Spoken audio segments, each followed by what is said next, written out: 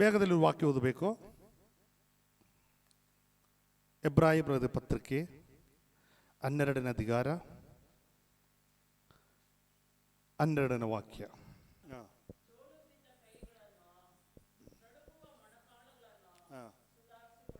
ಜೋಡು ಬಿತ್ತ ಕೈಗಳನ್ನು ನಡುಗುವುದ ಮೊಣಗಾಲುಗಳನ್ನು ಏನು ಮಾಡಬೇಕು? ಸುಧಾರಿಸಿಕೊಳ್ಳಿ. ಹಲ್ಲೆಲೂಯಾ. ನಾವು ವಿಶ್ವಾಸದಲ್ಲಿ ಬಂದಿರದ ವ್ಯಕ್ತಿಗಳ, ನಮ್ಮ ವಿಶ್ವಾಸത്തിൻ്റെ ಆಳದಲ್ಲಿ ಇದುವರೆಗೆ ಆರು ಹೋಗಿಲ್ಲ. ಹೇಳಕ್ಕೆ ನಾವು ഒരു ವಿಶ್ವಾಸಿಯ. അത് കണ്ടുകൊണ്ട് അപ്പോസ്തലനായ പൗലോസ് ಹೇಳೋದು, ಜೋರು ಬಿತ್ತ ಕೈಗಳು ನಡುಗುವುದ ಕಾಲುಗಳ. ಇಪ್ಪ നമ്മുടെ ಅವಸ್ಥೆ ಅದ. ಹಲ್ಲೆಲೂಯಾ. ನಾವು ಯಥಾರ್ಥವಾಗಿ ಇದುವರೆಗೆ ನಿಲ್ಲದಕ್ಕೆ ನಮಗೆಂದಾಗಿಲ್ಲ, ಶಕ್ತಿ ಆಗಿಲ್ಲ. അപ്പോൾ ವಿಶ್ವಾಸത്തിന്റെ ಜೀವನದಲ್ಲಿ ವಿವಿಧವಾದ ಪರೀಕ್ಷೆಗಳಲ್ಲಿ ನಾವು ಮುಂದಕ್ಕೆ ಹೋಗುವಾಗ ಅನೇಕ ಸರಿ ಬಿತ್ತೋಕೆ ಚಾನ್ಸ್ ഉണ്ട്. പക്ഷേ ശക്തವಾಗಿ ಆಲೋಚನೆ ಅಪೊಸ್ತಲನಾയ ಪೌಲನು ಹೇಳೋದು, ನೀವು ಅದನ್ನು ಸುಧಾರಿಸಿಕೊಳ್ಳಿ. ಸುಧಾರಿಸಿಕೊಂಡಿಲ್ಲ ಅಂದ್ರೆ എന്തുണ്ടാവുತ್ತೆ? ನಾವು ಬಿತ್ತೋಕೆ ಚಾನ್ಸ್ ഉണ്ട്. ಆ ಅಧ್ಯಾಯ ಆರಂಭಿಸುವಾಗ ಆ ವಾಕ್ಯ ಒಂದು ದಯವಿಟ್ಟು ಓದಬೇಕು.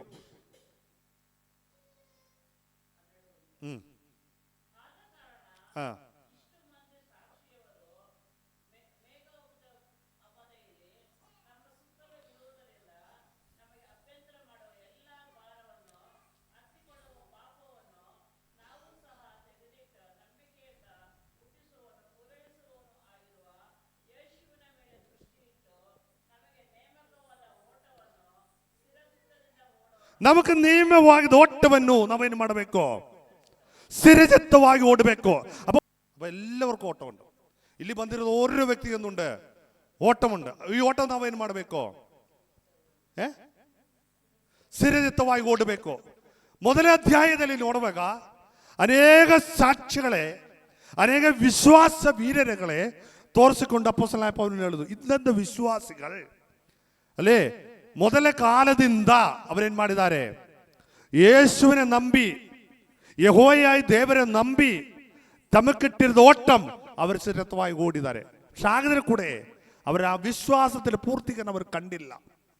പക്ഷെ നമുക്ക് അത് കാണಕ್ಕೆ ದೇವರ ಅವಸರ ಕೊಟ್ಟು ನಂಬಿಕೆയുടെ പൂർത്തീകരണം ആരാ? ಕರ್ತನಾಗಿ ಯೇಸು ಸ್ವಾಮಿയാണ്.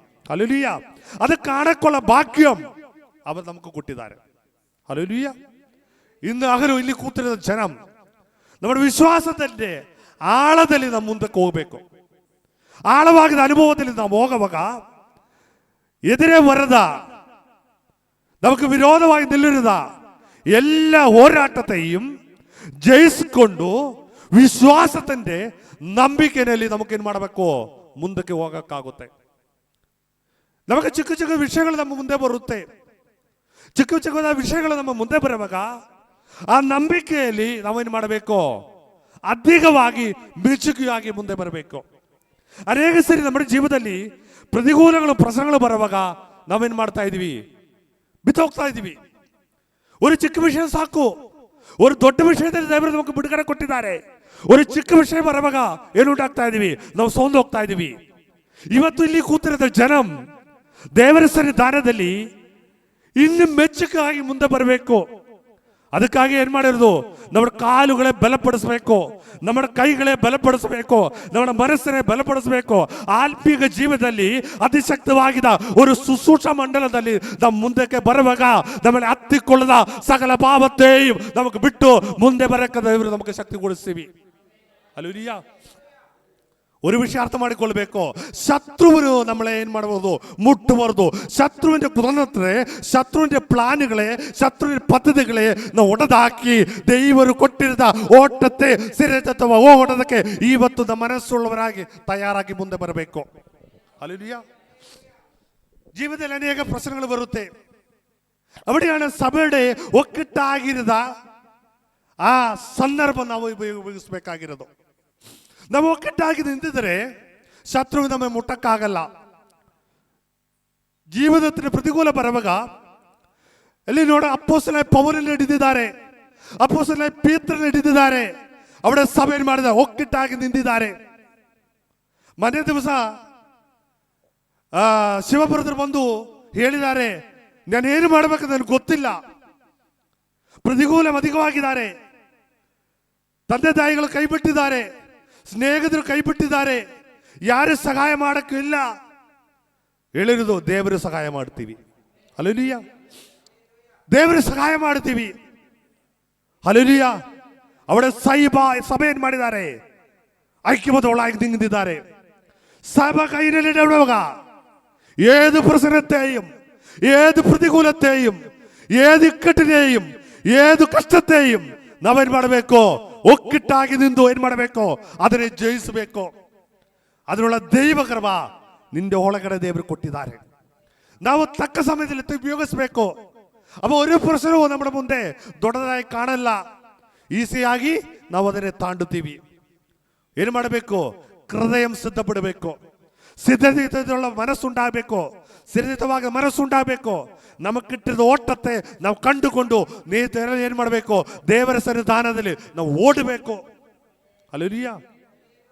ನಿಂದು ನೋಡೋದಕ್ಕೆಲ್ಲ, ಹಿಂದಿರುಗಿ ನೋಡೋದಕ್ಕೆಲ್ಲ, ಪ್ರತಿಕೂಲತೆ ಕಂಡು ಭಯಪಡೋದಕ್ಕೆಲ್ಲ, ಪ್ರತಿಕೂಲಕ್ಕೆ ತಾಂಡಬೇಕಾದ ಬೆಲ ನಮಗೆ ಉಡಬೇಕು. ವಿಶ್ವಾಸದಿಂದ ಬರುವಾಗ ಕೆಲ ಪ್ರತಿಕೂಲಗಳು നമ്മുടെ ജീവിതത്തിൽ ഉണ്ടാಗುತ್ತೆ. അവിടെ സപ്പോർട്ടിംഗ് ಆಗಿದ್ರೆ ಪ್ರಾರ್ಥನೆ നമ്മുടെ ജീവിതത്തിൽ ഉണ്ടാಗಬೇಕು. ഞാൻ ಯಾವಾಗ ಹೇಳೋದು, നമ്മുടെ ಮಧ್ಯರಾತ್ರಿയുള്ള ಪ್ರಾರ್ಥನೆ നമ്മുടെ ಸಕಲ ಪ್ರಸನ್ನತೆയും ಬಿಡಿಸಕ್ಕೆ ಶಕ್ತವಾಗಿದ್ದಾರೆ. ನೀವು ಪ್ರಾರ್ಥಿಸುವಾಗ, ನೀವು ಸಾಯಂಕಾಲ ಪ್ರಾರ್ಥನೆ ಮಾಡ್ತಾ ಇದೀವಿ, ನಿಮ್ಮ ಮಧ್ಯಾಹ್ನ ಸಮಯದಲ್ಲಿ ಪ್ರಾರ್ಥನೆ ಮಾಡ್ತಾ ಇದೀವಿ, ಅಲ್ಲೇ ನೈಟ್ ಪ್ರಾರ್ಥನೆ ಮಾಡ್ತಾ ಇದೀವಿ. പക്ഷേ എല്ലാ പ്രാർത്ഥനയ്ക്ക് അതിവായൊരു പ്രാർത്ഥനയുണ്ട്. നിന്റെ രാത്രിയിൽ അലേലിയ മധ്യരാമದಲ್ಲಿ നീ എത്തി നിന്ന് പ്രാർത്ഥന ಮಾಡುವಾಗ നിന്റെ സകല വിഷയത്തിനു മേൽ ഉത്തര ಕೊಡಕ್ಕೆ ಶಕ್ತನಾಗ ദൈവത്തിന്റെ അലേലിയ ക്രിയകളും ആ സമയದಲ್ಲಿ ചലിಸ್ತೀವಿ. നമുക്ക് ഒരു വിഷയം അർത്ഥം ಮಾಡುವುದು, നമുക്കൊരു ശത്രുവുണ്ട്. ആരാ? നമ്മുടെ വൈരി. ആ ವೈರಿയെ ಕಂಡು ಅವನ ಬಲತೆ ಕೆಡಿಸಬೇಕಾಗಿದ್ದ ಪ್ಲಾನ್ಗಳನ್ನು ನಾವು ಪ್ಲಾನ್ ಮಾಡಬೇಕು. ಹಳೆಗಾಲದಲ್ಲಿ ಅರಸರುಗಳು ಯುದ್ಧ ಮಾಡುವಾಗ ಅവർക്കൊരു ಪ್ಲಾನ್ ഉണ്ട്. അതേ തരವಾಗಿ പ്രാർത്ഥനയ്ക്ക് നമുക്കൊരു പ്ലാൻ ഉണ്ടാകಬೇಕು. എന്താ പ്രാർത്ഥനയുടെ പ്ലാൻ? ಶತ್ರುವಿന്റെ ಬಲಹೀನತೆ ನಾವು ಕಾಣಬೇಕು. ಅರಸರುಗಳು ಯುದ್ಧ ಮಾಡುವಾಗ ಅವರು ಪ್ಲಾನ್ ಮಾಡಿದ್ರಿಂದ ಗೂಢಾಚಾರಗಳ ಒಳಗಡೆ ಕಳಿಸ್ಬಿಟ್ಟು ಅವರ ಬಲಹೀನ ವಶಗಳೇ ಕಂಡು ಆ ಬಲಹೀನತೆ ಒಡೆದಾಕಿ ಅವರ ಒಳಗಡೆ ನುಂಗಿ ಬರುತ್ತೆ. അങ്ങനെ രാജ്യത്തുകൾ അവർക്ക് അധീനം ಮಾಡಿರೋದು. ಆತ್ಮೀಯರಾಗಿ ನಾವು ನಮಗೆ ಕೆಲ ರಾಜ್ಯಗಳು ಒಡೆದಾಕಬೇಕು. ಆ ರಾಜ್ಯದ ಒಡೆದಾಗಬೇಕಂದ್ರೆ ನಾವೇನ್ ಮಾಡಬೇಕು? ಶತ್ರುವಿನ ಬಲಹೀನತೆ ಕಾಣಬೇಕು. ಶತ್ರು ಪ್ಲಾನ್ ಮಾಡುವಾಗಲೇ ಅವನ ಬಲത്തെ ನಾವು ಕೆಡಿಸಬೇಕು. ಅರ್ಧರಾತ್ರಿಯ ಯಾಮങ്ങളിൽ ಶತ್ರು ನಮಗೆ ವಿರೋಧವಾಗಿ ಪ್ಲಾನ್ಗಳು ಕಟ್ಟುವಾಗ ನಾವು ಮಲಗೊಳ್ಳಬಹುದು. ಆ ಸಮಯದಲ್ಲಿ ಏನು ಮಾಡಬೇಕು? ನಾವು ಎಚ್ಚರಿಕೊಳ್ಳುವರಾಗಿ ಶತ್ರುವಿನ ಬಲത്തെ ಆ ಸಮಯದಲ್ಲಿ ಕಟ್ಟುವಾಗ ಅವನು ಹಲ್ಲೆಲೂಯಾ ಡೇ ಟೈಮಲ್ಲಿ ಕ್ರಿಯೆ ಮಾಡೋಕ್ಕಾಗಲ್ಲ. ಹಲ್ಲೆಲೂಯಾ. ഞാൻ അനുഭവിച്ച വ്യക്തിയാ. ഞാൻ ഹല്ലേലൂയ ನನ್ನ ಜೀವನ ಅನುಭವಿಸ್ತಾ ಇದೀವಿ. ಯಾವಾಗ ರಾತ್ರಿ ನಾನು ಪ್ರಾರ್ಥನೆ ಮಾಡಿ ಅದನ್ನು ಜಯಿಸುವೋ എനിക്ക് ಡೇನಲ್ಲಿ ഒരു പ്രശ്നമില്ല. ಇದೇ ತರವಾಗಿ ഒരു തീരുമാനം ತಗೋಬೇಕು. നമ്മുടെ പ്രാർത്ഥನೆಯಿಂದ ಹಲಿ ಕೋಟೆಯೇ ನೀ ಕಟ್ಟುವಾಗ ಶತ್ರುವಿನ ಬಲ ಹಲ್ಲೆಲೂಯ ಅದರ ಮುಂದೆ ಮುರಿದೋಗುತ್ತೀವಿ. ರಾತ್ರಿ 12 ಗಂಟೆಗೆ ನೀ ಎಬ್ಬಿಸಬೇಕು. ಅವಾಗ ಭಯಂಕರ ನಿದ್ರೆ ಬರುತ್ತೆ, ತಲೆ ನೇರ ನಿಲ್ಲಲ್ಲ, ಕೈಗಳು ಬಲಹೀನವಾಗುತ್ತೆ, ಕಾಲುಗಳು ಬಲಹೀನವಾಗುತ್ತೆ, ಆಸೆ ಕಂಡ ಭಯಂಕರ ಆಸೆ ಬರುತ್ತೆ. ಅಲ್ಲೇ ಕಂಬಳಿ ಕಂಡಾಲ್ ಒಳಗಡೆ ನುಂಗಕ್ಕೆ ಮನಸ್ಸು ಬರುತ್ತೆ. പക്ഷെ ഒരു ವಿಷಯ ಅರ್ಥ ಮಾಡಿಕೊಳ್ಳಬೇಕು, ನೀ ಅದನ್ನೊಂದು ಜಯಿಸಬೇಕು. ಹಲ್ಲೆಲೂಯಾ. ನೀ ಅದನ್ನು ಜಯಿಸಬೇಕು. ಎങ്ങനെ ಜಯಿಸೋದು? ಎತ್ತಿ ಆಚೆ ಬರಬೇಕು. ഒരു ಆಲೋಚನೆ ಮಾಡಿ ನಿಲ್ಲಬಾರದು. ಹಾಸಿಗೆಯಲ್ಲಿ ಕೂತ್ಕೊಂಡು ಆಲೋಚನೆ ಮಾಡಕ್ಕೆ ಹೋಗಿದ್ರೆ ಮತ್ತೆ ಮಲಗುತ್ತೀವಿ. ಏನ್ ಮಾಡಬೇಕು? ದೇವರು ಎಬ್ಬಿಸಿದಾಲ್ ನೀ ಒಡನೆ ಎತ್ತಬೇಕು, ಎತ್ತು ನಿಲ್ಲಬೇಕು, ಎತ್ತಿದ್ದ ಹಾಸಿಗೆ ಆಚೆ ಬರಬೇಕು. ഇതെന്റെ പ്രാർത്ഥനയുടെ സമയവാ. ഹല്ലേലൂയ. 12 ಗಂಟೆಯಾಗಮೇಲೆ എൻ്റെ ಪ್ರಾರ್ಥನೆ ಸಮಯ. ಶತ್ರು ಎತ್ತಿ ಪ್ಲಾನ್ ಮಾಡಿ ಅಂಧಕಾರ ಮಂಡಲಂ ಹಲ್ಲೇಲೂಯ ರಾತ್ರಿಯ ಮಧ್ಯದಲ್ಲಿ ಎತ್ತಿ ನಿನಕ್ಕೆ ವಿರೋಧವಾಗಿ ಕೂಟು ಕಟ್ಟುವಾಗ ಆ ಕೂಟಿനെ ನೀ ಓಡದಾಕಬೇಕು. ಹಲ್ಲೇಲೂಯ. ಅവിടെയാണ് ನೀ ಪ್ರಾರ್ಥನೆಯಾൽ ಎಬ್ಬಿಸಬೇಕಾಗಿರೋದು. ಅರ್ಥವಾಗ್ತಾ ಇದೆ ಏನು ಹೇಳೋದು? ಅರ್ಥವಾಗ್ತಾ ಇದ್ದ? ಹಲ್ಲೆಲೂಯಾ. ನೀವು ಹಲ್ಲೆಲೂಯಾ ಅಲ್ಲಿ ಹಾಸಿಗೆಯಲ್ಲಿ ಮಲಗೊಳ್ಳದ ಸಮಯವಲ್ಲ, ಹಾಸಿಗೆಯಲ್ಲಿ ಎಬ್ಬಿಸುವ ಸಮಯವ. ಯೇಸು ಕ್ರಿಸ್ತು ತನ್ನ ಶಿಷ್ಯರೊಳಗಿದ್ದಾರೆ, ಎಚ್ಚರಿಕೆಯವರಾಗಿ ಎದ್ದು ಪ್ರಾರ್ಥನೆ ಮಾಡು. പക്ഷെ അവർ ബലഹീനരായിത്തു, അവർ ಬಿತ್ತೋಯ್ತು. ಹಲ್ಲೆಲೂಯಾ. ಅದ ಯೇಸುವಿನ ಹಿಡಿಯುವಾಗ ಅವರು ಓಡೋಡಿ ಬಿಟ್ಟಿರೋದು. ಅಂಡರ್ಸ್ಟ್ಯಾಂಡ್ ಆಗಿದ? ಪೀತ್ರನ್ ತಳ್ಳಿಬಿಟ್ಟಿದ್ದಾರೆ. ಪೀತ್ರನ್ ಹೇಳಿದ ಗೊತ್ತಿಲ್ಲ, ಯಾರದು ಗೊತ್ತಿಲ್ಲ, ಶಾಪ ಮಾಡಕ್ಕೆ ಸಾಧ್ಯವಾಯಿತು. ഇവിടെയാണ് ശത്രു നിനക്ക് വിരോധമായി പ്ലാൻ ಮಾಡುವಾಗ, ಪರೀಕ್ಷೆಯ ಮಂಡಲದಲ್ಲಿ, ಪರೀಕ್ಷೆಯ ಆಳದಲ್ಲಿ ಹೋಗುವಾಗ ನೀ ಅದನ್ನು ಜಯಿಸಬೇಕಾದ ಬಲ ನಿನക്കുണ്ടാಗಬೇಕಾ? ನೀ ಪ್ರಾರ್ಥನೆ ಅದನ್ನು ಜಯಿಸಬೇಕು. ಪ್ರಾರ್ಥನೆಯಿಂದ ಏನು ಮಾಡಬೇಕು? ಅದನ್ನೇ ಜಯಿಸಬೇಕು. ഹല്ലേലൂയ. ശത്രുവിന്റെ പ്ലാൻ ನಾವು ಒಡೆದಾಕಬೇಕು. ഇവിടെയാണ് നമുക്ക് അത്തിക്കൊള്ളದ സകല പാപ, അപ്പോസ്തലനായ പൗലോസ് ಹೇಳೋದು, അത്തിക്കൊള്ളದ സകല പാപത്തെയും ಏನು ಮಾಡಬೇಕು? ಆ ವಾಕ್ಯ ಒಂದು ಸಿಸ್ಟರ್, ತಾವು ಸಗದ ತೆಗೆದುಬಿಟ್ಟು അതിനെ ಪ್ರೀತಿ ಮಾಡಬೇಡ. ಪಾಪ നമ്മളെ ಹತ್ತಿಕೊಳ್ಳುತ್ತೀವಿ ಅല്ലേ? ಪಾಪ ಏನು ಮಾಡ್ತಾ ಇದೀವಿ? ഇവിടെ നിന്റെ ആത്മീയ ജീവിതത്തെ ಕೆಟ್ಟಬೇಕು. ಆತ್ಮೀಯ ಜೀವತೆ ನೀವು ಏನು ಮಾಡಬೇಕು? ಉದ್ಧಾರಣ ಮಾಡಬೇಕು. ಆತ್ಮೀಯ ಜೀವದಲ್ಲಿ ನೀವು ಏನು ಮಾಡಬೇಕು? ಮುಂದಕ್ಕೆ ಬರಬೇಕು. ಸಭೆಯಲ್ಲಿ ಬಂದಿರೋದು ಏನಕ್ಕೋಸ್ಕರವಾ? ದೇವರ ವಾಕ್ಯ ಕೇಳು. ದೇವರ ವಾಕ್ಯ ಕೆಟ್ಟವರ ಮೇಲೊಂದುಂಟಾಯಿತು, ಪವಿತ್ರಾತ್ಮನು ಬಂದಿದೆ. ಅವರೇನು ಮಾಡಿದ್ದಾರೆ?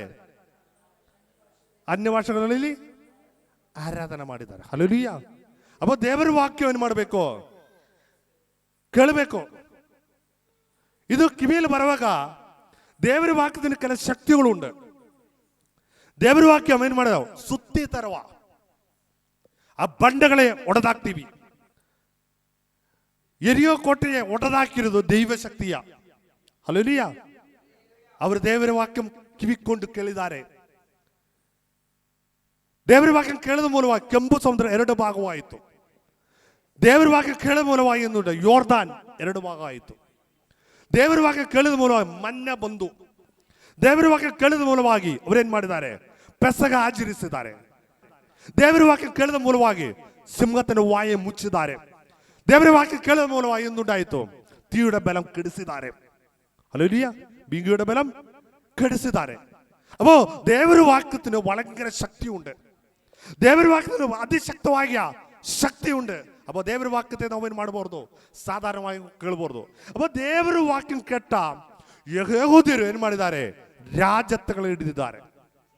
ದೇವರ ವಾಕ್ಯ ಕೆಟ್ಟ ಮೋಸೆ ಫರೋವನ ಮುಂದೆ ಹೋಗಿ ನಿಂತಿದ್ದಾರೆ. ಲೇ ದೇವರ ವಾಕ್ಯವನ್ನು ಏನು ಮಾಡಬೇಕು? ನಮ್ಮಲ್ಲಿ ನಂಬಿಕೆ ಉಂಟಾಗಬೇಕು. ಸುಮ್ಮನೆ ಕಳ್ಕೊಂಡು ಹೋಗಬರಲ್ಲ. ನಾವೇನು ಮಾಡಬೇಕು? ಅದನ್ನು ನಂಬಬೇಕು. 11ನೇ ಅಧಿಕಾರ 23ರ ವಾಕ್ಯ ದಯವಿಟ್ಟು ಓದಿ.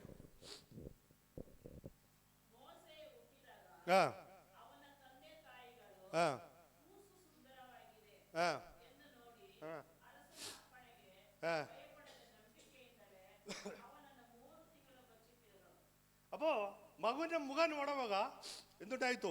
ಸುಂದರವಾಗಿ ಕಂಡು ಅವರೇನ್ ಮಾಡಿದ್ದಾರೆ? ಅರಸನೇ ಭಯಪಟ್ಟಿಲ್ಲ. ಮಗುವಿನ ಮುಖ ನೋಡುವಾಗ ಎಂದುಂಟಾಯ್ತು?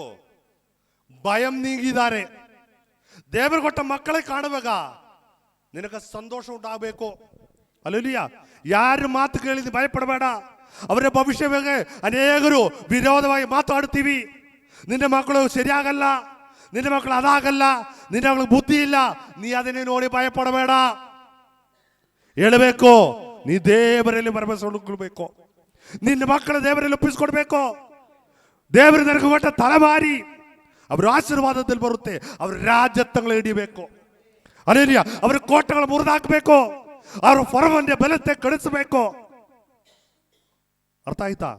ಮಕ್ಕಳ ಮುಖ ಕಾಣುವಾಗ ಇದ ಉಂಟಾಗಬೇಕು.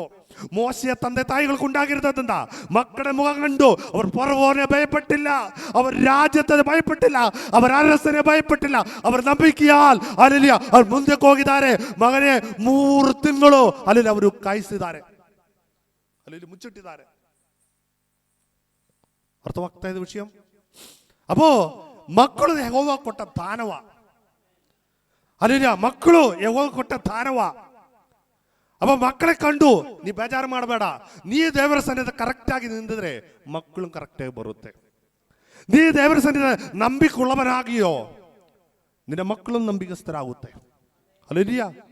ನೀ ದೇವರ ಸನ್ನಿಧ ಪ್ರಾರ್ಥನೆ ಮಾಡಿದೆಯೋ ನಿನ್ನ ಮಕ್ಕಳು ದೇವರ ಸನ್ನಿಧ ಪ್ರಾರ್ಥನೆ ಮಾಡುತ್ತೀವಿ. ನೀ ದೇವರ ಸನ್ನಿಧ ಕರೆಕ್ಟ್ ಆಗಿ ಬರುತ್ತೀಯಾ ನಿನ್ನ ಮಕ್ಕಳು ಕರೆಕ್ಟ್ ಆಗಿ ದೇವರ ಸನ್ನಿಧ ಬರುತ್ತೆ. ನೀ ದೇವರ ಸನ್ನಿಧ ಭಯಭಕ್ತಿಯಿಂದ ಕೂತ್ಕೊಳ್ತೀಯಾ ನಿನ್ನ ಮಕ್ಕಳು ದೇವರ ಸನ್ನಿಧ ಭಯಭಕ್ತಿಯಿಂದ ಕೂತ್ಕೊಳ್ತೀವಿ. ಉಪದೇಶ ಮಾಲಿನ್ಯ ನೀ ಅನುಸರಿಸ್ತಾ ಇದೀಯಾ ನಿನ್ನ ಮಕ್ಕಳು ಉಪದೇಶತೆ ಅನುಸರಿಸ್ತೀವಿ. ನಾವು ಒಳ್ಳೆ ಫಲ ತೋರಿಸಿದರೆ ನಮಗೂ ಗಿಡದ ಫಲವೂ ಒಳ್ಳೆಯದಾಗಿ ಇರುತ್ತೀವಿ. ಎಬ್ರಾಯ ಅಧ್ಯಾಯದಲ್ಲಿ ಬರುವಾಗ ಎಂತಾಯ್ತು? ಸಕಲ ಪಾಪವು നമ്മളെ ಹತ್ತಿಕೊಳ್ತಾ ಇದು ಬಿಡಲ್ಲ. ಈ ಪಾಪത്തിന് ಸ್ವಭಾವ ഉണ്ട്. ನಮಗೆ അങ്ങനെ ಸುಮ್ಮನೆ ಬಿಡಲ್ಲ. ಅದು ಯಾವಾಗಲೂ ನಮ್ಮ ಏನು ಮಾಡ್ತಾ ಇದ್ದೀವಿ? ಹತ್ತಿಕೊಳ್ಳಕ್ಕೆ ಬರುತ್ತೀವಿ. അപ്പൊ സകല പാപവും നമ്മളെ ಹತ್ತಿಕೊಳ್ಳುತ್ತಾ ಇದೀವಿ. അപ്പൊ അതിന്റെ കൂടെ ഒരു ഭാരവും ഉണ്ട്. എല്ലാ ഭാരം ಪಾಪಂ ಬರುವಾಗ ಇನ್ನು ಜೊತೆಗೆ ಭಾರಂ ಬರುತ್ತೆ. ಪಾಪಂ ಬರುವಾಗ ಭಾರಂ ಯೇಸು ವಹಿಸೋದಿಲ್ಲ. ಪಾಪം ಹೋಗುವಾಗ ಯೇಸು നമ്മുടെ ಭಾರತ ವಹಿಸ್ತೀವಿ ಅಲ್ಲೇ. ಅವ ಪಾಪത്തോടെ ನಾವು ಏನು ಮಾಡಬೇಕು? ಎಷ್ಟು ಅಧಿಕವಾಗಿ ನಾವು ಏನು ಮಾಡಬೇಕು? ಎದುರಿಸು ನಿಲ್ಲಬೇಕು. ಅದು ಕಷ್ಟವಾಗಿರೋ ವಿಷಯವ ಅಲ್ಲೇ. ಅರ್ಥವಾಗ್ತಾ ಇದೆ ವಿಷಯ? ಅപ്പൊ ആരുടെ ಮೇಲೆയാണ് ನಾವು ದೃಷ್ಟಿ ಇಡಬೇಕಾಯಿತು? ಯೇಸುವಿನ ಮೇಲೆ ದೃಷ್ಟಿ ಇಡಬೇಕು. ಮನುಷ್ಯರ ಮುಖ ನೀನು ನೋಡಬೇಡ. മനുഷ്യരുടെ മേൽ ദൃഷ്ടി ഇട്ടാൽ അതിനൊരു ഫലവും ഇല്ല. ഏത് മനുഷ്യനും നിനക്ക് സഹായം ಮಾಡುವ പ്രതിഫലം ನೋಡಿಯ അല്ലേ? എല്ലാ മനുഷ്യരും സഹായം ಮಾಡೋದು എന്താ? ഒരു പ്രതിഫലം ನೋಡಿಯ. ഒരു വിഷയം ഉണ്ടാവും, ഞാൻ അവർക്ക് സഹായം ಮಾಡಿ നിനക്ക് പറയുമ്പോൾ അവർ ಮಾಡಿಲ್ಲ, അങ്ങനെ തന്നെ ആളതോ. ದೇವರು ಮಾತ್ರ ಅದು ಹೇಳಲ್ಲ. ದೇವರು നമുക്കൊരു സഹായം ಮಾಡಿಯಾൽ ಅല്ലേ, ದೇವರು നമുക്ക് സഹായം ಮಾಡೋದು ಅದು നമ്മുടെ ಅವಕಾಶമാണ്. ನೀ ದೇವರ ಸನ್ನಿಧಾನ ಕರೆಕ್ಟ್ ಆಗಿ ನಿಂತಾಲ್, ದೇವರ ಸನ್ನಿಧಾನದಲ್ಲಿ ನೀವು ಅದೇ ಸಿದ್ಧರಾಗಿ ನಿಲ್ಲುವಾಗ ಆ ಸಹಾಯ ನಿಂದ ಅವಕಾಶವಾಗಿ ಬರುತ್ತೆ. ಅಣೋ ಮಕ್ಕಳಿಗೆ ತಂದೆ ತಾಯಿಗಳು ಸಹಾಯ ಮಾಡ್ತೀಯಾ? ಸಹಾಯವೆಲ್ಲ ಮಾಡೋದು ಮಕ್ಕಳಿಗೆ ತಂದೆ ತಾಯಿಗಳು ಮಾಡೋದು ಸಹಾಯ ಮಾಡೋ. 4ನೇ ವಾಕ್ಯ.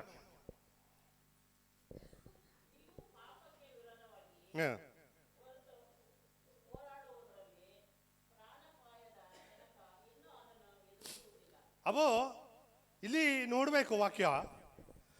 ಪಾಪത്തോട് ಎದುರು ನಿಲ್ಲದಲ್ಲಿ ಪ್ರಾಣಾಪಾಯವರೆಗೂ ನೀವು ಏನು ಮಾಡಿಲ್ಲ, ಎದುರಿಸಿ ನಿಂದಿಲ್ಲ. അപ്പൊ ಎಷ್ಟು ಕಷ್ಟವಾണ് ಈ ವಿಷಯ. ಪಾಪത്തെ ಜಯಿಸಬೇಕಾಗಿದ್ದ ಎಷ್ಟು ಕಷ್ಟವಾಗಿದೆ ಅನುಭವವನ್ನು ನಮಗೆ ಇವತ್ತು ಅರ್ಥ ಮಾಡಿಕೊಳ್ಬೇಕು. അതിന് ನೆಕ್ಸ್ಟ್ ವಾಕ್ಯ.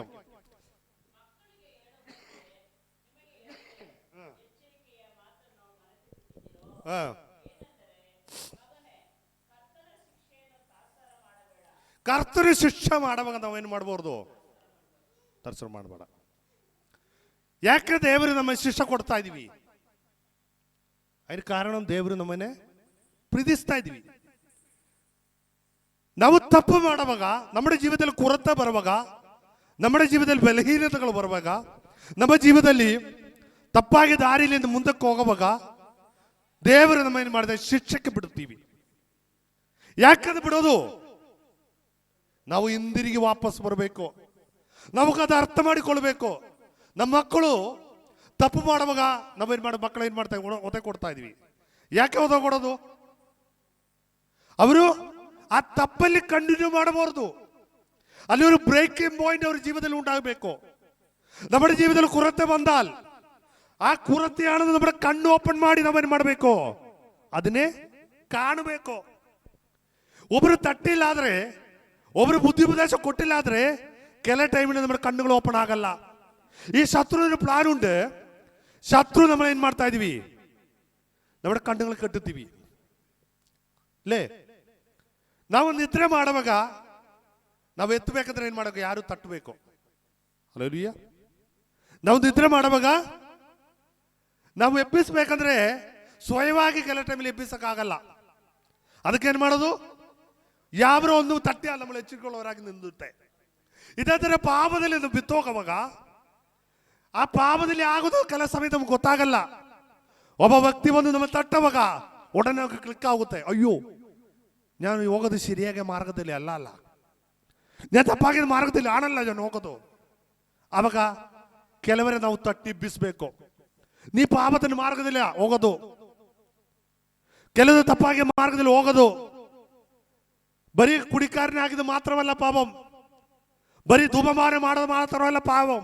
നമ്മുടെ ചിന്തയെന്താ? കുടിക്കാരൻ, കൊലക്കാരൻ, ಕಳ್ತನ ಮಾಡವನ್, ಆಮೇಲೆ ಸುಳ್ಳು ಹೇಳವನ್, ಆಮೇಲೆ ವ್ಯಭಿಚಾರ ಮಾಡವನ್, ಇವ ಮಾತ್ರವಾണ് ಪಾಪം. ഹല്ലേലൂയ. ಸುಮಾರು ಪಾಪಗಳುಂಟು. ಆ ಪಾಪ ಗೊತ್ತಾಗಬೇಕಂದ್ರೆ, ಆ ಪಾಪ നമ്മുടെ ജീവിതത്തിൽ ഉണ്ടോ എന്ന് ಗೊತ್ತಾಗಬೇಕಂದ್ರೆ ಇನ್ನೊരു വ്യക്തിയുടെ സഹായം നമുക്ക് ആവശ്യകതയാ. ഹല്ലേലൂയ. അവിടെയാണ് പവിത്രാത്മന്റെ കാര്യസ്ഥ നമുക്കുള്ളത്. ആ ದೇವರಲ್ಲಿ ಭರವಸೆ ಇಟ್ಕೊಂಡು ದೇವರಲ್ಲಿ ಹಾಲೆಲೂಯ ಹಾಕಿ ನಡೆಯುವಾಗ ಪವಿತ್ರಾತ್ಮನು നമുക്ക് ബുദ്ധി ഉപദേശം കൊടുಸ್ತೀವಿ. നീ പാപ മാർഗದಲ್ಲಿയാണ്, ಇದು ತಪ್ಪಾണ്, ಇದು ശരിയല്ല, ಈ ಪಾಪ ನಿನ್ನ ಹತ್ತಿಕೊಳ್ತಾ ಇದೀವಿ, ಈ ಪಾಪ ಮೂಲ ನೀ ಬಲಹೀನನಾಗ್ತಾ ಇದೀವಿ, ಈ ಪಾಪ ಮೂಲ ನೀ ರೋಗಿ ಆಗ್ತಾ ಇದೀವಿ, ಈ ಪಾಪ ಮೂಲ ನೀವು ಹಲ್ಲೆಲೂಯ ಆತ್ಮೀಕ ನಿದ್ರೆ ಮಾಡ್ತಾ ಇದೀವಿ. ಅರ್ಥವಾಗ್ತಾ ಇದೆ ಹೇಳೋದು. ഒരു ವಿಷಯ ಅರ್ಥ ಮಾಡಿಕೊಳ್ಬೇಕು. ನಮ್ಮನ್ನೇ ನಾವೇನ್ ಮಾಡೋ ಹುಡುಕಿ ನೋಡಬೇಕು. ದೇವರು ನಮಗೆ ಶಿಕ್ಷೆ ಕೊಡುವಾಗ, ದೇವರು ನಮಗೆ ಶಿಕ್ಷಿಸುವಾಗ ನಾವು ಬೇಜಾರಾಗಬಹುದು. ಆ ಶಿಕ್ಷೆ ದೇವರಿಗೆ ನಮ್ಮೊಳ ಪ್ರೀತಿയെ ತೋರಿಸ್ತಾ ಇದೀವಿ. ನೆಕ್ಸ್ಟ್ ವಾಕ್ಯ.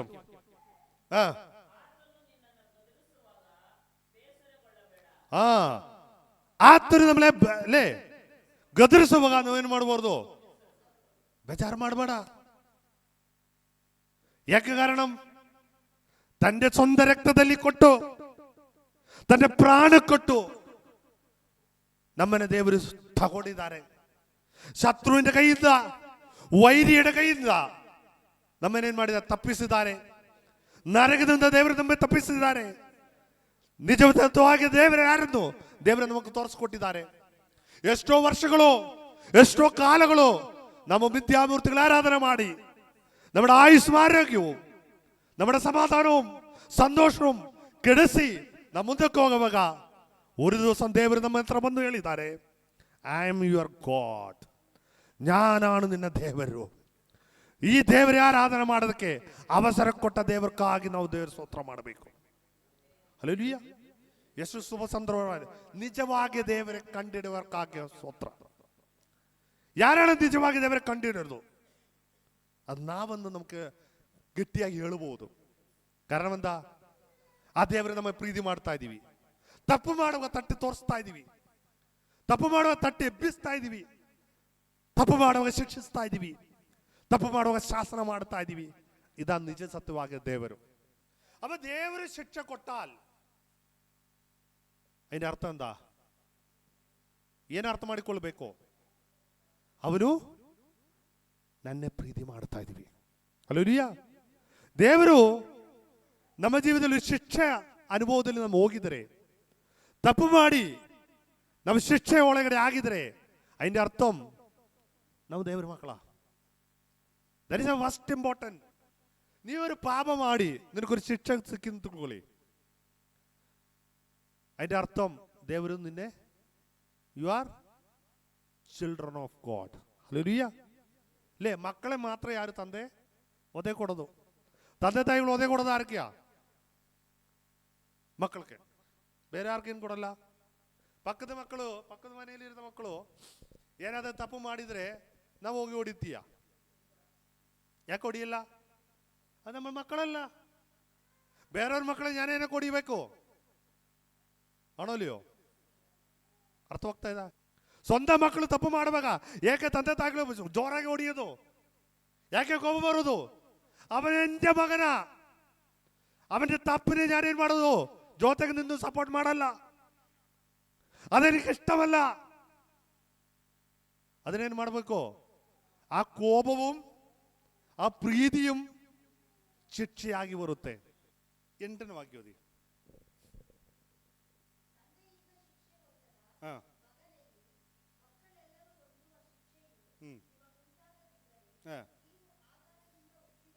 ನೀ ಆಧಾರದ ಹುಟ್ಟಿದ ಮಗನಲ್ಲ. ಶಿಕ್ಷೆ ಸಿಗಿಲ್ಲಾದ್ರೆ ಆಧಾರದಿಂದ ಹುಟ್ಟಿದಾರ. ಯಥಾರ್ಥ ಮಕ್ಕಳಲ್ಲ. ಅವ ನಾವು ಆರಾಗಬೇಕು, ಯಥಾರ್ಥ ಮಕ್ಕಳಾಗಬೇಕು. ಅರ್ಥವಾಗಿದ? ಅವ ನಾವೇನು ಮಾಡಬೇಕು? ದೇವರ ಸನ್ನಿಧಾನದಲ್ಲಿ ತಪ್ಪು ಮಾಡಿ ಅಲ್ಲಿ ನಮಗೆ ನಿಲ್ಲಿಸಬೇಕು, നല്ല ಶಿಕ್ಷೆ ಬೇಕು. 9ನೇ ವಾಕ್ಯ.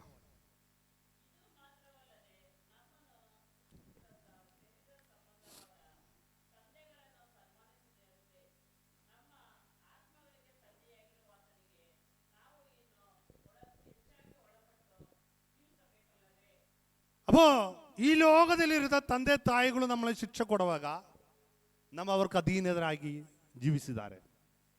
ಆಗಿದ್ರೆ ಆತ್ಮಕ್ಕಳ ತಂದೆಯಾಗಿರದ ದೇವರಿಗೆ ಎಷ್ಟು ಅಧಿಕವಾಗಿ ನಾವು ಕೆಳಗಡೆ ಇರಬೇಕು. ಹಲ್ಲೆಲೂಯ. ಅಪ್ಪೋ ದೇವರು ನಮಗೆ ಶಿಕ್ಷೆ ಕೊಡುವಾಗ, ದೇವರು ನಮ್ಮನ್ನು ದಂಡಿಸುವಾಗ ಅದು ಸುಮ್ಗೆ ದಂಡಿಸೋದಲ್ಲ, ಶಿಕ್ಷೆ ಸುಮ್ಗೆ ಕೊಡೋದಲ್ಲ. നമ്മുടെ ಜೀವನದಲ್ಲಿ ಕೊರತೆ ಉಂಟಾಗುವಾಗ, നമ്മുടെ ಜೀವನದಲ್ಲಿ ಬಲಹೀನತೆ ಉಂಟಾಗುವಾಗ, നമ്മുടെ ಜೀವನದಲ್ಲಿ ತಪ್ಪುಗಳು ಉಂಟಾಗುವಾಗ ನಾವೇನ್ ಮಾಡ್ತಾ ಇದೀವಿ? ದೇವರು ನಮ್ಮನ್ನೇನು ಮಾಡ್ತಾ ಇದೀವಿ? ಶಿಕ್ಷೆ ಕೊಡ್ತಾ ಇದೀವಿ.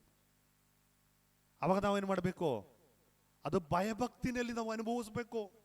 ಅಯ್ಯೋ ಅಪ್ಪನ್ ನಾವು ತಪ್ಪಾಗಿ ಮಾರ್ಗದಲ್ಲಿ ಹೋಗುವಾಗ, ನಾನು ತಪ್ಪು ಮಾಡುವಾಗ, ನನ್ನ ಜೀವನದಲ್ಲಿ ಕೊರತೆ ಬರುವಾಗ, ನನ್ನ ಜೀವನದಲ್ಲಿ ಬೆಳಗಿನದ ಬರುವಾಗ ಅಯ್ಯ ನನಗೇನು ಮಾಡಿದ್ದಾರೆ? ಒಳ್ಳೆ ಮಾರ್ಗವನ್ನು ತೋರಿಸ್ಕೊಟ್ಟಿದ್ದಾರೆ. ತಪ್ಪಿಂದ ಸರಿಪಡಿಸಿ ದೇವರ ಸನ್ನಿಧಾನದಲ್ಲಿ ಸಿರಿದಿತ್ತುಳ್ಳವರಾಗಿ ಇರೋದಕ್ಕೆ ದೇವರೇನು ಮಾಡಿದ್ದಾರೆ? ನನ್ನ ನೇರಾಗಿ ಮಾರ್ಗದಲ್ಲಿ ನಡೆಸಿದ್ದಾರೆ. ನೆಕ್ಸ್ಟ್ ವಾಕ್ಯ.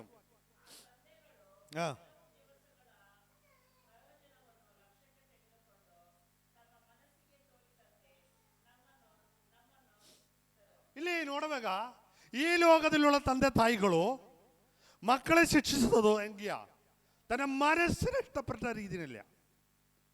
എൻ്റെ മനസ്സിൽ എന്തുണ്ടോ, എൻ്റെ മനസ്സിನಲ್ಲಿ ಯಾವುದು ರೀತಿಯಲ್ಲಾണ് ഞാൻ ಇರೋದು, എൻ്റെ മനസ്സിൽ എന്ത് ബുദ്ധിയാണ് ಇರೋದು, ಅಲ್ಲ ಯಾವ ರೀತಿಯಲ್ಲಿ ಯೋಚಿಸೋದು, ಅದು ನೋಡಿയാണ് ഞാൻ മക്കളെ ಶಿಕ್ಷೆ ಕೊಡೋದು. ಕೆಲವು ನನಗೆ ಇಷ್ಟമുള്ളതാ. ಅವನು ಕೆಲ ತಂದೆ ತಾಯಿಗಳುಂಟು, ನಮ್ಮ ಇಲ್ಲಿರೋದಲ್ಲ, ಅವರು ಸ್ವಲ್ಪ ಡ್ರಿಂಕ್ಸ್ ಹೊಡಿಯೋದು. ಅವರ ಮಕ್ಕಳು ಡ್ರಿಂಕ್ಸ್ ಹೊಡಿಯುವಾಗ ಅವ್ರೇನು ಮಾಡಲ್ಲ? ಒದೆ ಕೊಡಲ್ಲ. ಅವ್ರು ಹೆಂಗೆ ಶಿಕ್ಷೆ ಕೊಡೋದು? ಆ ವಿಷಯದಲ್ಲಿ ಅವ್ರಿಗೆ ಶಿಕ್ಷೆ ಕೊಡ್ತೀಯಾ? ಇಲ್ಲ. ಕಾರಣ ಅವ್ರ ಮನಸ್ಸಿನ ಇಷ್ಟಪಟ್ಟಲ್ಲದು, ಇಷ್ಟಪಡೋದಾಗಿ ಮಾಡ್ತಾ ಇದ್ದೀವಿ. ಕೆಲವರು ಏನು ಮಾಡಿದೆ? ತಂದೆ ತಾಯಿಗಳು ಧೂಪಮಾನ ಮಾಡುವಾಗ ಅವನು ಎರಡು ಹೊಗೆ ಮಗನು ಕೊಡ್ತಾ ಇದ್ವಿ. ಅಪ್ಪ ಅವ್ರಿಗೆ ಶಿಕ್ಷೆ ಹೇಳಕ್ಕಾಗುತ್ತಾ? ಆ ವಿಷಯದಲ್ಲಿ ಅವನೇನು ಮಾಡಲ್ಲ, ಶಿಕ್ಷೆ ಕೊಡಲ್ಲ. ಅಪ್ಪೋ ಬೈಬಲ್ ಹೇಳೋದು, ಈ ಭೂಮಿಲಿ ಹುಟ್ಟಿದ ತಂದೆ ತಾಯಿಗಳು ತങ്ങളുടെ ಮನಸ್ಸಿನ ಬೋಧ್ಯವುಳ್ಳ ರೀತಿಯಲ್ಲಿ ಏನು ಮಾಡೋದು? ಮಕ್ಕಳಿಗೆ ಶಿಕ್ಷೆ ಕೊಡೋದು. പക്ഷെ ದೇವರಂಗಿಯಲ್ಲ. ಅವರು ನೋಡೋದೆಂತ? ಇವನೇ ಪರದೇಶಕ್ಕೆ ಕರ್ಕೊಂಡು ಹೋಗ್ಬೇಕು, ಇವನೇ ಸ್ವರ್ಗಕ್ಕೆ ಕರ್ಕೊಂಡು ಹೋಗ್ಬೇಕು, ಇವನೇ ಪರದೇಶದಲ್ಲಿ ಹಾಕ್ಬೇಕು, ಇವನ ನರಕದಲ್ಲಿ ತಳ್ಳೋದಕ್ಕೆಲ್ಲ ನನ್ನ ಜೀವ ಕೊಟ್ಟಿರೋದು. അപ്പോൾ നമുക്ക് ശിക്ഷ ಸಿಕ್ಕಿಯಾൽ ಮೊದಲೇ ഒരു സങ്കടವಾಗಿ ಕಾಣುತ್ತೀವಿ. ಮನಸ್ಸು ಕೆಲ ಸಮಯದಲ್ಲಿ ನೊಂದೋಗುತ್ತೆ. ಆ ಸಮಯದಲ್ಲಿ ನಾವು ಏನು ಮಾಡ್ತಾ ಇದ್ವಿ? ಸ್ವಲ್ಪ ಕೋಪವು ದುಃಖಕರವಾಗಿ ನಡೀತೀವಿ. ഒരു നീരസം ದೇವരോട് ഉണ്ടാಗುತ್ತೆ. ಇಷ್ಟ ಉಂಟಾಗಲ್ಲ. ದೇವರು ನನಗೆ ಶಿಕ್ಷೆ ಕೊಟ್ಟಲ್ಲ. ಅವ ಗುಡುಗುಟ್ಟುಗಳು ಹೇಳ್ತೀವಿ. പക്ഷേ ಸ್ವಲ್ಪ ಆಗಿ ಮೇಲೆ ನಮ್ಗೆ ಗೊತ್ತಾಯಿತು, ಆ ಶಿಕ್ಷೆ ನನಗೆ ಆವಾಗ ಸಿಕ್ಕಿರೋದು എൻ്റെ ಒಳ್ಳೆಯದಕ್ಕೆ, ಅದು നീതിക്കാಗಿ ದೇವರು എന്നോട് ತೋರಿಸಿದ ಆ ನೀತಿയാണ്. ಆ ಸಮಯದಲ್ಲಿ ഞാൻ ತಪ್ಪಾಗಿ ಮಾರ್ಗದಲ್ಲಿ ಹೋಗುವಾಗ, ഞാൻ ತಪ್ಪಾಗಿ ದಾರಿಲಿ ಹೋಗುವಾಗ, ഞാൻ ತಪ್ಪು ಮಾಡುವಾಗ, ತಪ್ಪಲ್ಲಿ ಇರುವಾಗ ಎನ್ನು ಒದೆ ಕೊಟ್ಟು ವಾಪಸ್ ಕರ್ಕೊಂಡು ಬಂದಿರೋದು. ದಾವೀದು ತನ್ನ ಜೀವನದಲ್ಲಿ ತಪ್ಪು ಮಾಡಿದ್ದಾರೆ. ದೇವರು ತಕ್ಕದಾಗಿ ಶಿಕ್ಷೆಯನ್ನು ಕೊಟ್ಟು ಅವರ ಕೀರ್ತನೆಗಳು ಬರೆದಿದ್ದಾರೆ. ನೀತಿಮಾನ್ ನಂಬಿಗಸ್ತನೆಂದ ಹೆಸರಿನಲ್ಲಿ ದಾವೀದು ಕುಮಾರನನ್ನು ಕರೆಯಕ್ಕೆ ದೇವರು ಇಷ್ಟಪಟ್ಟದ ಕಾರಣ ತಪ್ಪು ಮಾಡಿದ ದಾವೀದನನ್ನು ಶಿಕ್ಷೆ ಕೊಟ್ಟು ತಂದೆ ಪಾರಂಪರ್ಯದಲ್ಲಿ ಹುಟ್ಟಿರೋದಕ್ಕೆ ದೇವರು ಕೃಪೆ ಕೊಟ್ಟಿದ್ದಾರೆ. ಅವ ದೇವರಿಗೆ ನಮ್ಮ ಮೇಲೆ ಕೆಲ ಉದ್ದೇಶಗಳುಂಟು. ದೇವರಿಗೆ ನಮ್ಮ ಮೇಲೆ ಕೆಲ ಪ್ಲಾನುಗಳು, ಪದ್ಧತಿಗಳು ಉಂಟು. ಅದಕ್ಕಾಗಿ ನಾವೇನು ಮಾಡಬೇಕು? ಆ ದೇವರ ಮುಂದೆ ನಾವು ನಮ್ಮನ್ನು ತೆಗೆಸಿಕೊಂಡು ಕೂತ್ಕೋಬೇಕು. ಆ ದೇವರ ಸನ್ನಿಧಾನದಲ್ಲಿ ನಾವು ನಮ್ಮನ್ನು ಒಪ್ಪಿಸ್ಕೊಂಡಿರಬೇಕು. ಆವಾಗ ಮಾತ್ರವೇ ಅವನ ಮಕ್ಕಳನ್ನ ತಗದಿನಲ್ಲಿ ನಾವು ನಡೆಸ್ತೀವಿ. ನೆಕ್ಸ್ಟ್ ವಾಕ್ಯ ಮೊದಲೇ ಓದಿದ ಫಸ್ಟ್ ವಾಕ್ಯಕ್ಕೆ ಓದಬೇಕು.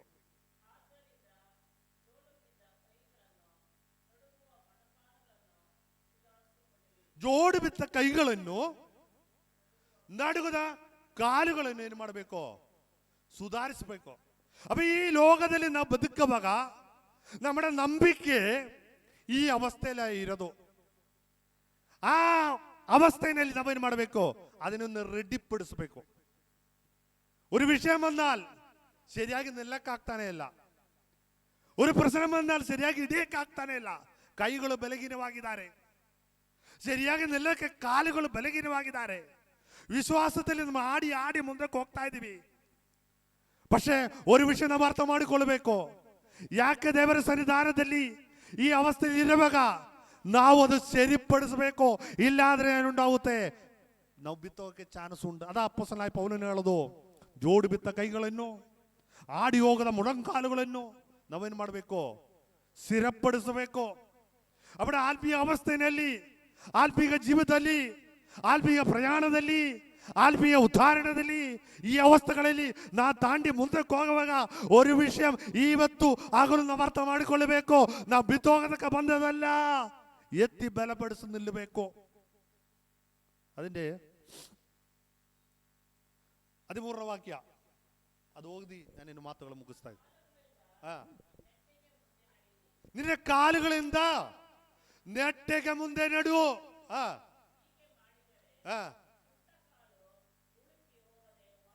അപ്പൊ ഉണ്ടകാലിന്റെ അവസ്ഥയിലല്ല നാം നില്ലതോ. നമ്മുടെ അവസ്ഥ അതേ അവസ്ഥയാണ്. ഈ അവസ്ഥയിലാണ് ಮುಂದೆ ಹೋಗೋದು. ഒരു യഥാർത്ഥವಾಗಿ വിശ്വാസിയാಗಿ ನಾವು ಇನ್ನೂ ಬಂದಿಲ್ಲ. ഒരു ആത്മീയനായ വ്യക്തി ഇന്ന് ലോകത്തിൽ സഞ്ചരിച്ചതോ ഉണ്ടുകാലുള്ളവനാകിയ അവ ശരിയാಗಿ നിന്നില്ലാതെ എന്തുണ്ടാവുತ್ತೆ? ಎಚ್ಚರಿಕೊಳ್ಳವನಾಗಿ ನಡೆದಿല്ലാതെ എന്തുണ്ടാവുತ್ತೆ? ಉಂಡುಗಾಲುಳ್ಳವನೇನುಂಟಾಗುತ್ತೆ? ಕೆಳಗಡೆ ಬಿತ್ತೋಕೆ ಚಾನ್ಸ್ ಉಂಟು. ಕೈಗಳು ಸರಿಯಾಗಿ ಹಿಡಿದಿಲ್ಲ ಎಂದುಂಟಾಗುತ್ತೆ? ಕೈಲುಳ್ಳದ ಕೆಳಗಡೆ ಬಿತ್ತೋಕೆ ಚಾನ್ಸ್ ಉಂಟು. ಅದಕ್ಕಾಗಿ ನಾವೇನು ಮಾಡಬೇಕು? ಎಚ್ಚರಿಕೊಳ್ಳುವವರಾಗಿ ನಿಲ್ಲಬೇಕು. ಆಲ್ಮೀಗದಲ್ಲಿ, ಆಲ್ಮೀಗ ಜೀವನದಲ್ಲಿ ಹೋಗುವಾಗ ಏನುಂಟಾಗಬೇಕು? ನಾವು ನೆಟ್ಟಿಗೆಯಾಗಿ ನಡಿಬೇಕು. ಹಲ್ಲೆಲೂಯ. ಬಲವುಳ್ಳ ಕಾಲುಗಳಕ್ಕಾಗಿ, ಬಲವುಳ್ಳ ಕೈಗಳಕ್ಕಾಗಿ ನಾವು ದೇವರ ಸಲ ಪ್ರಾರ್ಥಿಸಬೇಕು. ದೇವರೇ, എൻ്റെ ജീവിതത്തിൽ ഇന്ന ബലഹീനതകളുണ്ട്, എൻ്റെ ജീവിതത്തിൽ ഇന്ന കുറവുകളുണ്ട്, എൻ്റെ അവസ്ഥ ഇതാണ്. പ്രശ്നങ്ങൾ കണ്ടാൽ ഞാൻ സ്വന്തം ಹೋಗ್ತಾ ಇದ್ದೀವಿ, ಪ್ರತಿಕೂಲ ಕಂಡಾൽ ഞാൻ ಬಿತ್ತೋಗ್ತಾ ಇದ್ದೀವಿ. പക്ഷേ ದೇವರೇ, ನಿನ್ನ ಬಲ ಇವತ್ತು ನನ್ನ ಮೇಲೆ ಕೊಡಬೇಕು. ഞാൻ ബലമുള്ളവനാಗಿ, ಶಕ್ತಿಯುಳ್ಳವನಾಗಿ ದೇವರ ಸನ್ನಿಧಾನ ನಿಂದ ಮುಂದೆ ಹೋಗೋದಕ್ಕೆ ದೇವರು ನನಗೆ ಕೃಪೆ ಕೊಡಬೇಕು. ಅದಕ್ಕಾಗಿ ನಾವು ದೇವರ ಸಲ ಪ್ರಾರ್ಥಿಸೋಣ. ಹಲ್ಲೆಲೂಯ. ಅವಸರ ಹೇಳೋದು, ಹಲ್ಲೆಲೂಯ. ಕೈಗಳು ಬಲಹೀನವಾಗಿದ್ದಾರೆ. ಆತ್ಮೀಯ ಜಗತ್ತಲ್ಲಿ ಬಲಹೀನವಾಗಿ ಕೈಗಳುಂಟು.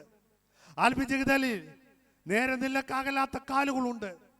ಈ ನಂಬಿಕೆಯಲ್ಲಿ ನಾವು ಮುಂದಕ್ಕೆ ಹೋಗುವಾಗ ಕೆಲ ಸಮಯದಲ್ಲಿ ನಾವು ಆಡಿ ಹೋಗ್ತಾ ಇದ್ವಿ, ಕೆಲ ಸಮಯದಲ್ಲಿ ಕೈಗಳಿಂದ ನಷ್ಟಗಳು ಉಂಟಾಗ್ತಾ ಇದ್ವಿ, ಕೆಲ ಸಮಯದಲ್ಲಿ ಕೈಗಳಲ್ಲಿ ಕಾಲುಗಳಿಗೆ ಬಲವಿಲ್ಲದೆ ನಿಂದದ ಜಾಗದಲ್ಲಿ ಬಿತ್ತೋಕೆ ಚಾನ್ಸ್ ಉಂಟು.